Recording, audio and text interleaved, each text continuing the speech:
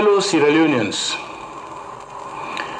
we have been ensuring a steady downward trend in the number of Ebola cases in Sierra Leone over the past 7 weeks.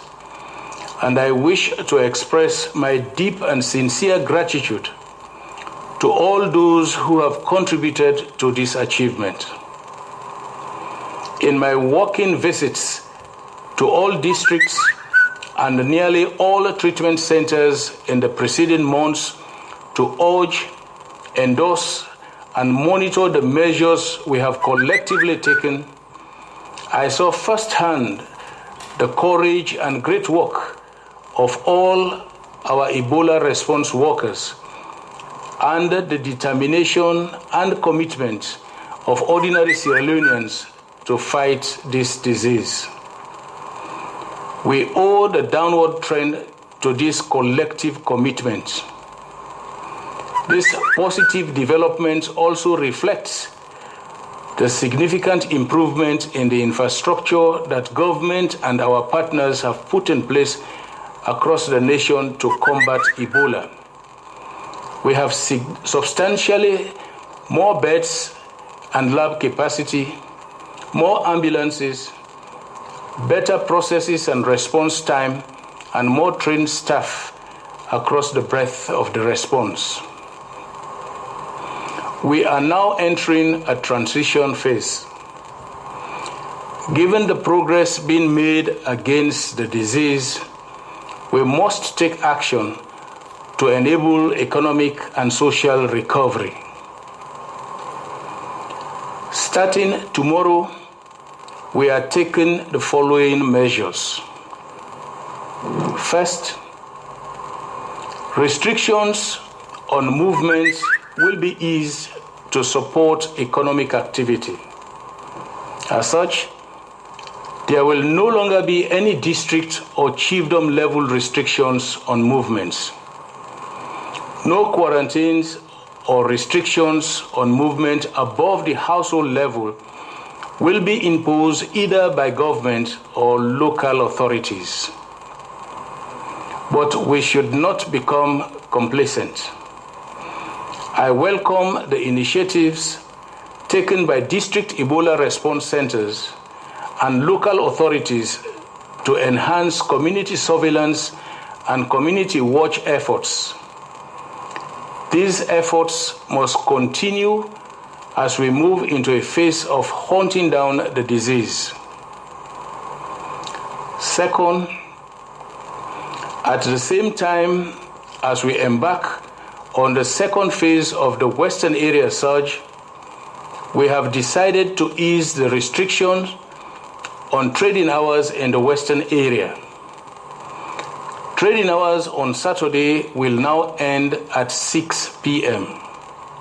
However, restrictions on trading on Sundays remain in force.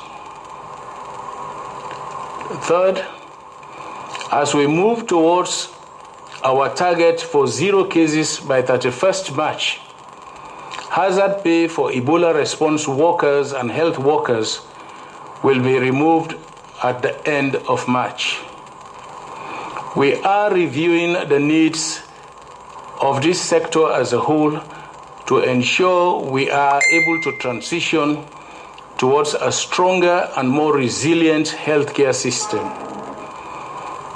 Starting on the 1st of February, we will implement a more rigorous system of payment for hazard pay, ensuring fair compensation for exposure to risk, whilst ensuring that others do not take unfair advantage of the system.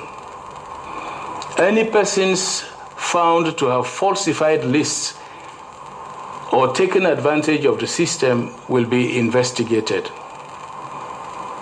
We will not let the heroic works of our burial teams, swabbers, doctors, nurses, lab technicians, surveillance officers, and others be tainted by those wishing to take advantage of the situation for their own personal gain.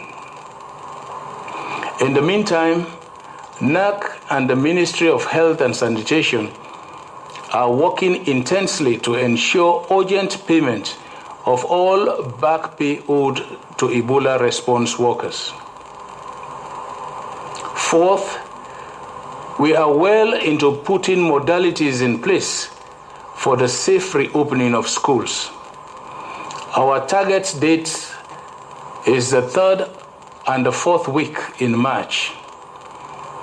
Towards these, we have designed a school reopening program that will ensure the following actions: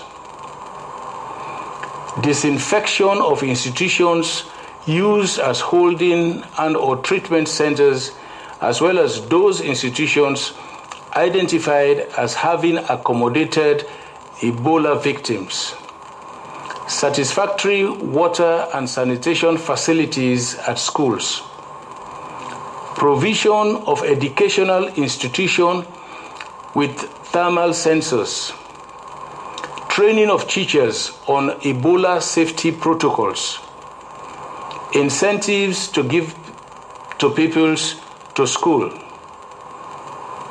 This includes school feeding programs, education provision in the place for girls who became pregnant during Ebola period and are unable to return to school, and supplementing teaching and learning at all levels through broadcast programs.